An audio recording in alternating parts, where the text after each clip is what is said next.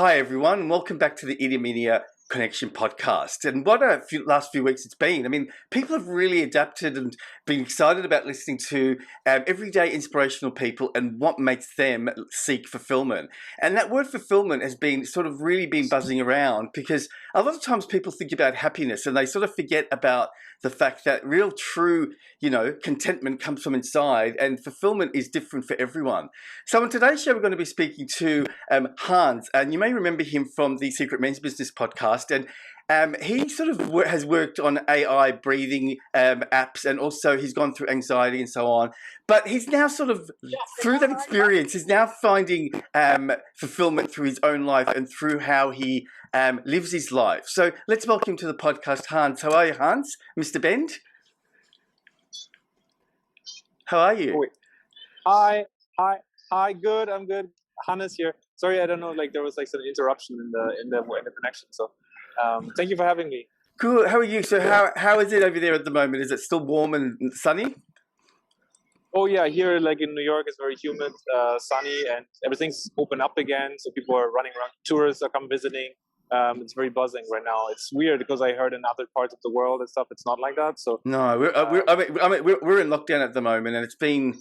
Oh, like wow. It's going to be like another few weeks that we're going to be in lockdown because it's sort of like it's getting we're getting a lot of people getting the Delta variant, so that's okay. So let's start off with, I guess, you telling us a little bit about what fulfillment means to you. So when I say people seek fulfillment to be happy, what does that mean for you?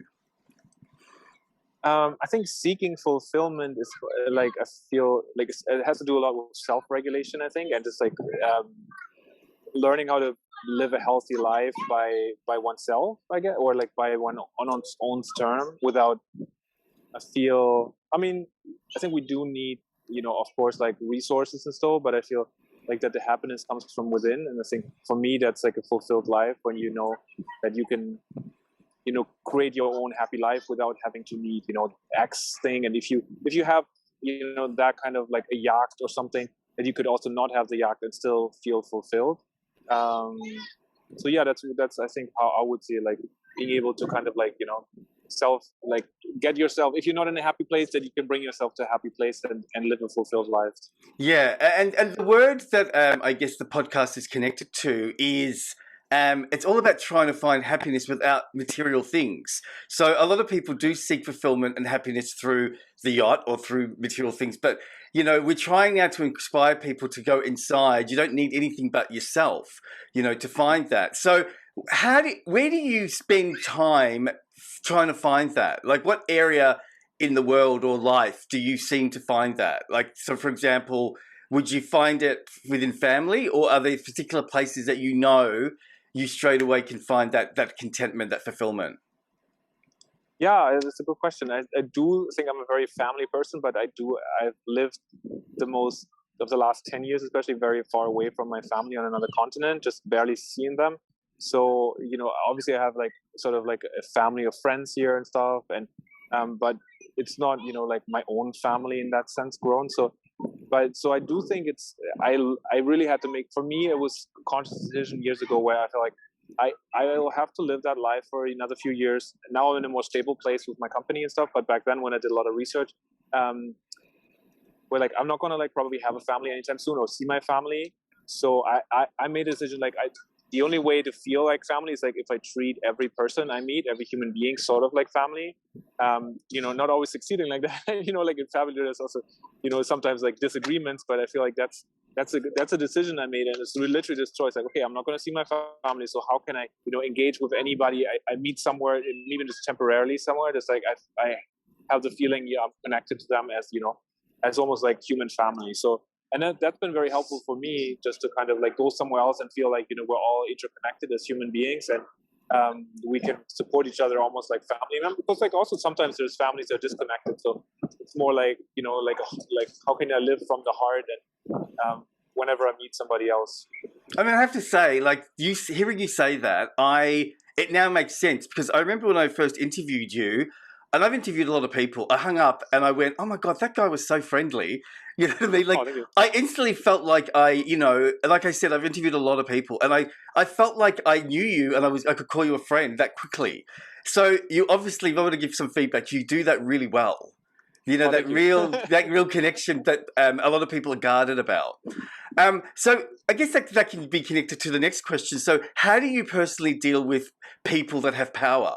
Like, you know, people that are sort of caught up in their ego, people that are caught up in, and we can't avoid those people sometimes. So how do you deal with that so you don't get caught up in being, I guess, comparing yourself or making yourself feel less, so you stay in that place of fulfillment?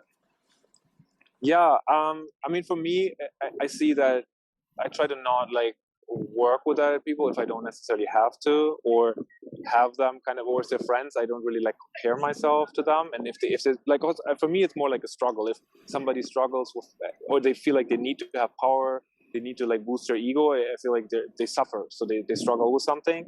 So I always try to approach that with like from a place of compassion, where I feel like, okay, you know, they're struggling with this thing and they need X thing, and they're running after behind something. But if it's not harmful, then it's just like, you know, maybe I can give them tips, or maybe just be present. If it's bothering me, I probably won't engage. But if it's kind of harmful towards other beings, then I try to intervene and do something if I can. So that's how I see it. But I don't think I compare myself. I might have done that like at an earlier age where I was struggling with that and then comparing, but I guess I learned through that's not really helpful, and that didn't bring me happiness and joy. But I think how I got there was just like learning how to make myself happy, and learning all these different mindfulness practices and stuff like that. So which really, when we talk a lot breathwork, of course. So, yeah, I mean, that's interesting as well, because I think it's important to raise that, you know, in the past you haven't been happy, I guess, and now you're here. And I think that's why people are listening to this podcast, because I think that sometimes people may look at you and, you know, and go, oh my God, this guy's so happy and he's so up and he must have a really good life all the time, and he must, you know, I can't do that. And I think it's important for people to hear that. So in the past, do you think that there have been moments or times that you've been happy and you just didn't realize? In the past, before you know what you know now, do you think that you sort of didn't realize that you were happy and you were looking for it in ways that was probably, it was right under your nose? Or have you always been happy? I was running. I feel like no. I feel like on the last podcast we talked about it, I had birth trauma, and then I had like really just like lived a very life with a lot of anxiety and even probably depression and like teenage years and stuff.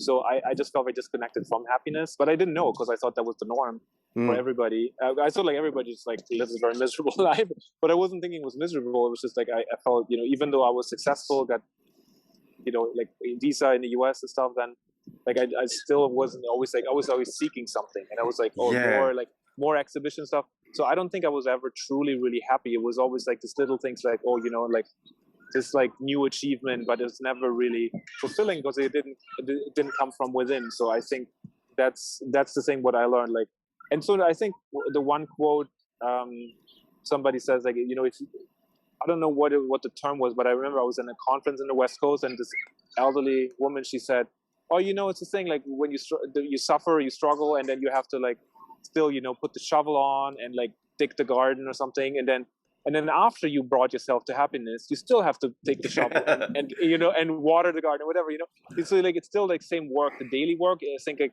it doesn't take away that you still interact with people who struggle with, like, you know, a society that is unjust and all kinds of other things. So there's a lot. I think you still go through the same struggles, but you learn just how to be like, to not have that affect you, I guess. But yeah, as much. And I guess also you're the first person that said, and everyone is different, but you're the first person that said that you're always seeking something. And, you know, I think that's the importance of realizing that sometimes happiness is inside of us, right, already, and you don't really need anything around you. But people always, I don't know if it's the times or if it's something else, but people always seem to be more happy to chase it, and some people never really reach it. I mean, I remember reading a quote where it just simply said, what the meaning of happiness is, that you just wake up, boil an egg, eat it, get on with your day, and then go to sleep and get ready for the next day. It doesn't have to be. It doesn't have to be complicated. Because the saying, "Life is short." Why do you think so many people don't end up finding fulfillment? If that's such a big saying globally. What's the thing that people are missing, you think, about just understanding that you don't have to really go far away to find it? I do think it came with a lot of struggles through the process. If it would be that easy, I think it would not to just live a happy life. I think for some people it comes natural. They just grew up like this and they're always very happy. I think that's always inspiring to see, and there's so much to learn from them. But I think people who are not living a happy life, and for me it was a lot of time by myself, a lot of time in meditation retreats, a lot of finding out different habits, because I think it's not built in our society, as you said, because built in society right now is this instant gratification thing. So just because that sells things, and so if everybody would be happy by themselves, they probably wouldn't shop that much. So Exactly. so if you we're not so used, we're always getting some comfort, but we're not so comfortable with being uncomfortable. And I think that's kind of the thing I had to make myself very uncomfortable, and then learn how to live when I did meditation retreats for 10 days, no speaking, just sit there 10 hours a day of struggle.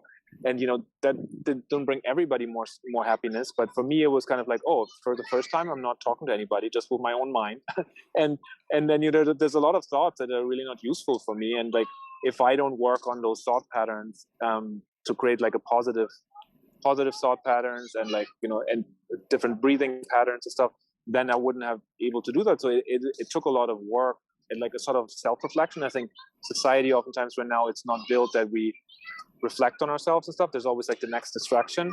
So it's kind of and then it takes a lot of and I luckily in that sense, I didn't have family or oftentimes relationships when I did all those self-discovery things. So I could have or job commitments, except from some research, and then I was able to leave for a few weeks. So I was able to do that, but I think a lot of people don't have that. So I mean, obviously with my company and with what I do professionally, I'm invested in bringing those healthy habits into people's lives and offering them to them in an easier format than a 10-day meditation retreat. But I think a lot of that had to do with that I took that time out, and I didn't have so many professional or personal commitments to other people that I could do that work. And there's definitely a lot of work. It was work. So I don't think it's easy to do that. And it's uncomfortable work. So don't you think that it should be compulsory that everyone does a 10-day meditation in silence? I think it's because I remember doing mine and coming out going, oh my god, all my senses are so alive, and it should be just compulsory. But you said something there that this is why I like interviewing different people. It's that you just said it's we're not all happy, right? But it's not that simple. But I thought it could be simple, and it's so interesting how as a society we've chosen to go the opposite way. We've gone into looking and creating a society that makes us want more all the time rather than wanting less. So it's that consumerism and all that's come in. So for you personally, and maybe also because you're a teacher and you do work with people, do you think that we will understand what happiness is if we don't understand sadness? Do you think that we need to know both sides to know what fulfillment is? Yeah, I it's almost like water and air and all that, sky, or so. It's like you guys it's all one. It's you don't I don't think anybody could be happy and then not feel sad for it's a certain situation, because it just comes with being compassionate, I think, and happy. That otherwise, I think it would not be true happiness if somebody doesn't feel a certain sadness in situations. But I think also what you said before, I do believe that it could be built in, that it's more easier to achieve that kind of self-regulation and happiness. But I do think it's what I said. It's not easy because right now somebody has to do a lot of work by themselves to find those things. And my friend, he's been running happiness.com, which is basically a forum for free, where you can find tools that create your own help you to learn from others who lived a happier life, what you share with them. So it's a free forum, but I don't think they've done a lot of it. Hasn't I just checked it yesterday. It didn't do a lot of updates the last 2 years because there's not a lot of monetary profit of that. So it's not a lot of support from that, and people don't necessarily hear about it. So there's a bunch of conferences like Science and Non-Duality conference where I've been at, where it's amazing, like practices being shared as well, like how to live a very holistic life and different explorations there, and all kinds of other conferences and stuff, but platforms. But I have to do a lot of work. They're not popping up on some kind of social media I know. PR feed or See, something. I mean, we're actually proving it. This conversation is proving it within ourselves. How you just sit there, you know, hasn't got the monetary part of it. So again, we're so hardwired to go down this path of the buzzwords and this and that. Like, you know, I think, you know, talking to you, I realize, and hopefully you realize, is that even though we both went through stuff and we could say that was hard work, don't you think that if we didn't change or do the hard, it wasn't hard work really now, looking back thinking if we stayed there, that would have been harder. That would have been harder work if we didn't do anything. Like if we stayed in our misery or in our sadness. Oh, yes. You know what I mean? So I think I try and explain to people, it's not that it's hard work. It's just that it seems hard at the beginning, but really it's a lot harder to stay in that comparing, unhappy, sad, no purpose life. And you're right, there doesn't seem to be very strong advocates just to say to people, you know what, this is better. It seems to be all linked to either politics or something, money or something. And, you know, I mean, I created all these podcasts without any monetary connection. And I have to admit, I really resonate with what you said. That makes me more happy than the work I do for money. You know what I mean? It's so interesting how you can find happiness in the most smallest thing. If you really look. So for you, can you, and this is a weird question, but what do you think makes you? What's the ingredient that makes Hans? Hannes, yeah. Hannes. So I feel like, I mean, at this point, I'm just trying to be, you know, like happy, like live a happy life and be of service. So I feel that's kind of me, I guess. So if you look back at your whole life, a certain time in my life, maybe what? I was going to say, if you look back at your whole life, do you think that has been always been there? There's that purpose to be in service. No, definitely no. Like for a certain time, like maybe I ask myself, like, what am I doing here? You know, who am I? And like, why I'm miserable and all of these things. But I wasn't. I think that didn't really. If somebody, I don't know, maybe some people have an answer who they are or what they are, but for me, it's just kind of that I don't think I can answer that question necessarily. It's more like, for me, the purpose of being alive and human being is kind of like to share and to kind of like find one's happiness and then to be of service. Yeah.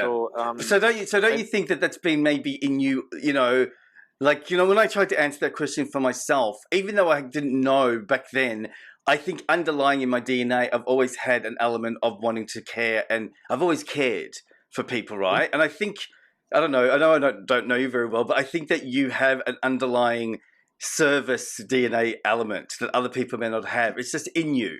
So, you know what I mean? Even if you didn't discover your AI, even if you didn't go through your stuff, there would be still something about you that may be always wanting to help or care.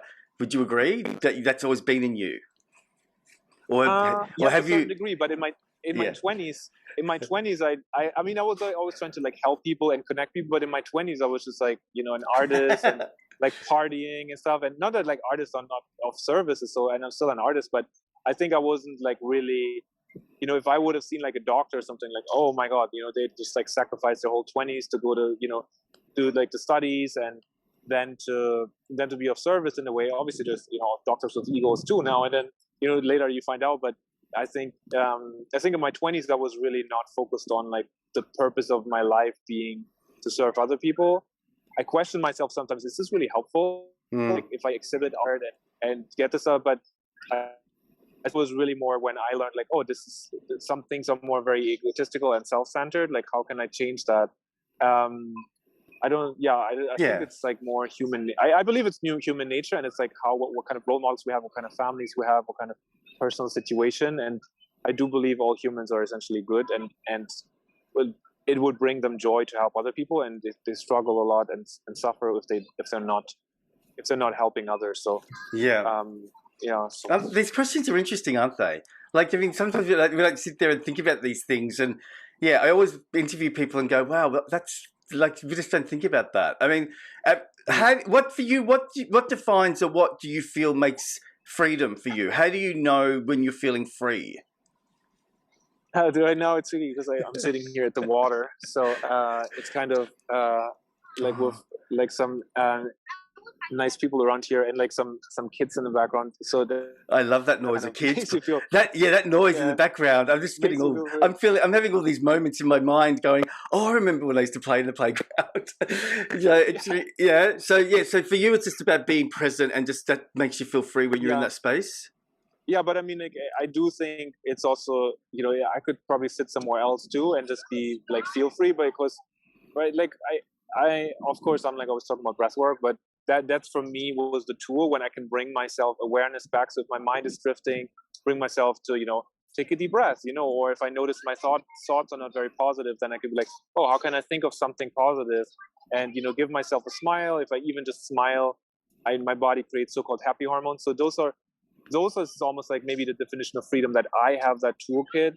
So I know if I'm not in a good place, that I can bring myself back to a feeling of happiness. So I think that's more of a freedom than if I would say, like, I'm going into my Ferrari and then drive really fast on the highway. That's like freedom then, because I don't think that would ever be freedom for me, or is really truly freedom. So it's really just like for me having that toolkit for myself to bring myself happiness, and then maybe eventually the things I've learned could be insightful for other people too, to feel more free and happy. So that's be a bonus then.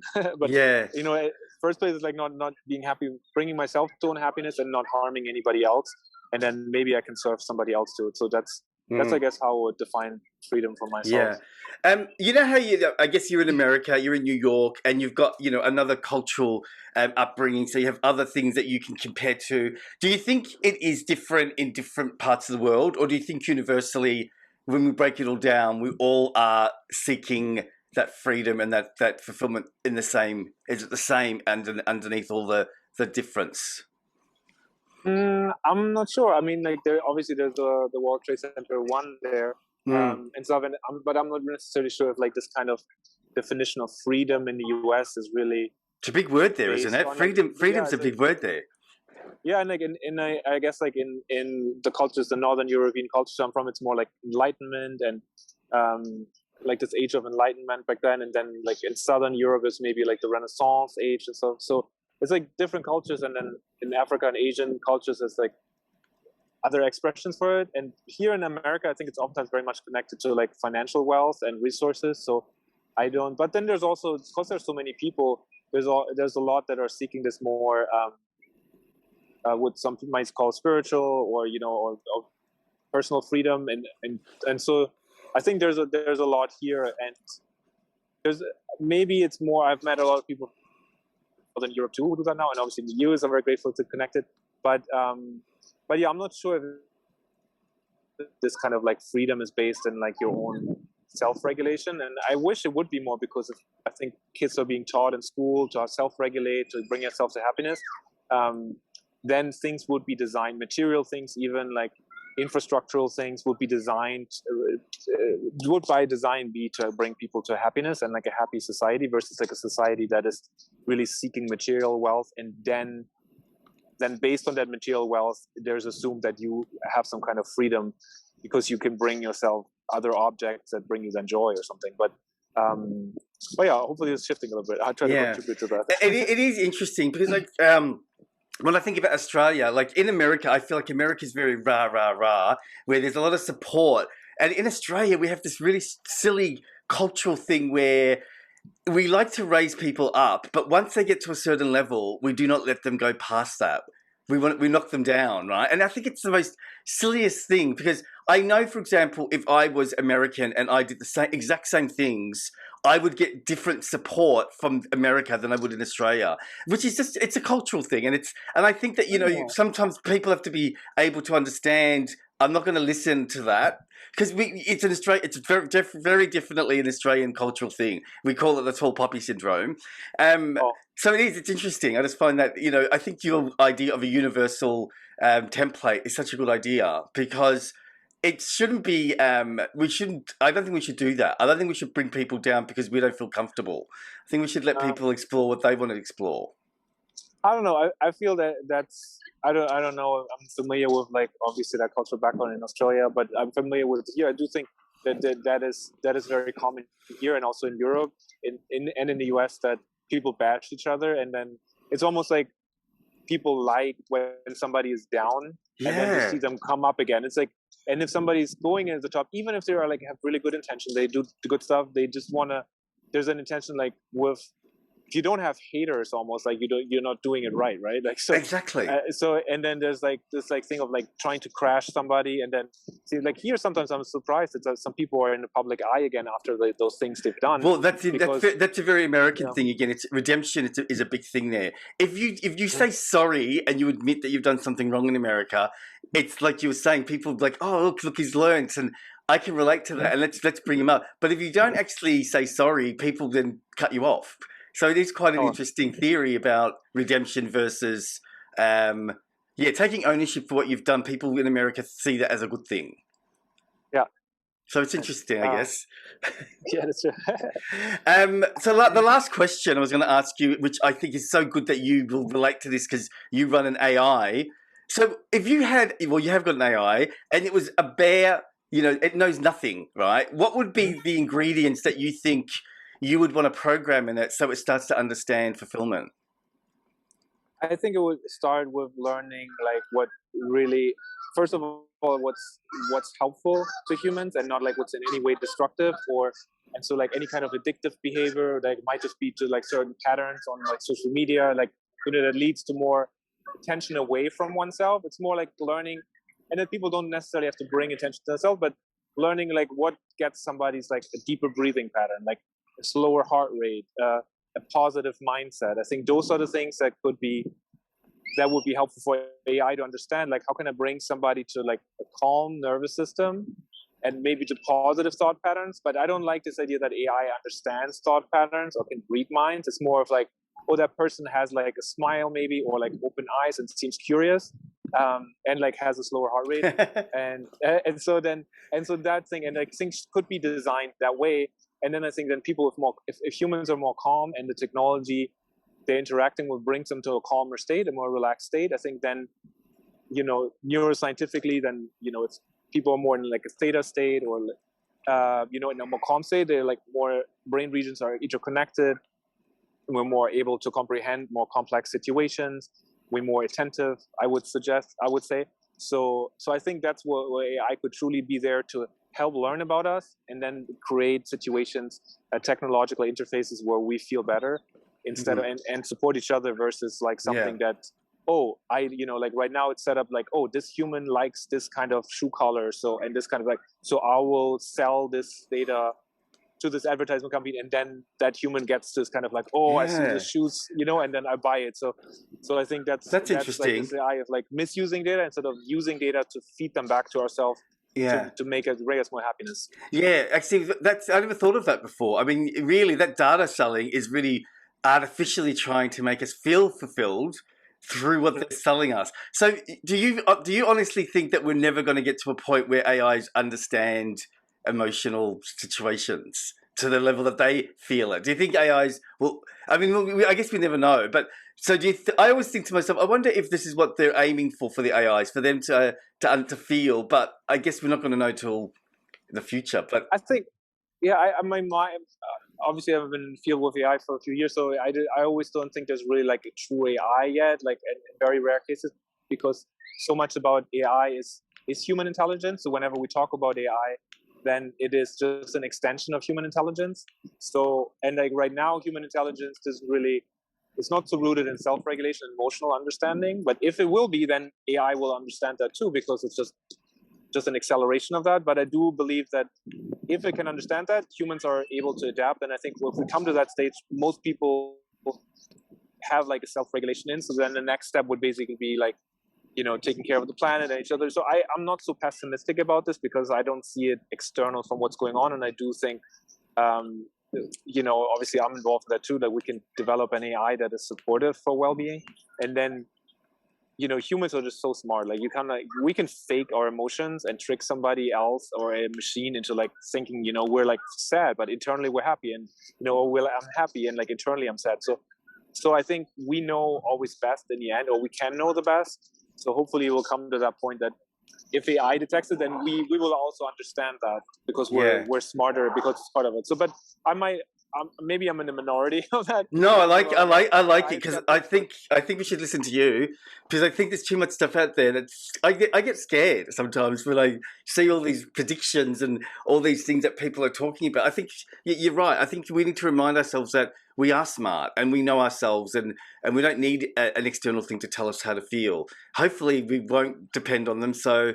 Hannes, thank you so much for. Yeah, one more thing I want to say, because I do think so much of this, if we look at, we grew up in the 80s and 90s, and we grew up with Blade Runner and all this Back to the Future scenarios, and now we're in 2021, and things are pretty simple and basic still, right? So yeah. I think it's just living a happy life, and it doesn't really matter the technology. Technology is nice and all these other things, but things are very simple and basic. And it's not so. The reality right now is not as futuristic as we thought 30 years ago. So yeah, and that, I think you've just summed it all up. I mean, I think just looking at things simply there's a lot of answers in just the simple things. I think a lot of people have forgotten the art of gratitude because everyone's so busy and we've got a pandemic and the media is making us more nervous. And so sometimes just to stop and do breathing just brings you back to the most simplest, freest thing, which is our own breath. You don't. Nice, yeah. So it's good. And going to a park like you did and just sitting there and listening to kids playing in the background, and we forget how innocent that all is, isn't it? So yes. Yeah. And one little trick for everybody who's listening: just a simple deep inhale with a letting go exhale, and I especially would inhale with a smile. Creates so-called happy hormones. So if we smile, our body thinks oh, I'm producing these happy hormones, and just a simple can make all the difference in the world. And the simple sigh creates twice as much air flowing in. So I'll do that all the time whenever I feel I'm more anxious state. Then I just sit down and take a few deep inhales with a smile and a letting go exhale. And usually after 10 or 11, you feel a bit lightheaded, dizzy, but in a good way. Yeah. So that's always my little tip at the end. See, everyone, if you just think of that, you'll have a little bit of Hannes in your pocket and you can be happy straight away. Thank you so much from New York. Enjoy the rest of your day. I mean, thank you. You've given... Nice. It's interesting how everyone has different views and we've got all this great stuff that's being connected to in regards to finding that fulfillment. So thanks a lot, buddy. Oh, wait, 1 second. Okay, wait 1 second. Whoops, I was holding my... Can you still see me? Yes. We see the picture of you. Sorry. So that's okay. That's all right. What's happening? We may have been getting a call, but we'll keep in touch, and I will tell everyone again about all your stuff because all the things that you're doing is fantastic. So thank you for being part of this. Nice. Thank you so much. See ya. Wow, that was great. I'm loving doing these interviews because, sometimes we just see one perspective or we don't think about other perspectives. And by meeting all these inspirational people, and as you could see, Hannes there, he's so just authentically connected. I was saying to him before we started recording, it's I don't know him. And from the very first day that I met him, I just felt his happiness and I felt his joy. And I felt really connected to the fact that he was authentically wanting to talk to me. And that just is such a wonderful thing. I think sometimes we meet people or we get caught ourselves in life that we forget just to stop and to be connected, which is the most fundamental thing of being a human, being on this planet. So I hope you enjoyed that interview, and don't forget to hit subscribe and hit the like button so you can get notified of all our podcasts, which are out on Wednesdays. And keep an eye out for the next podcast as we seek to find inspirational people to inspire you. Have a great week, everyone, and I'll see you soon. Bye.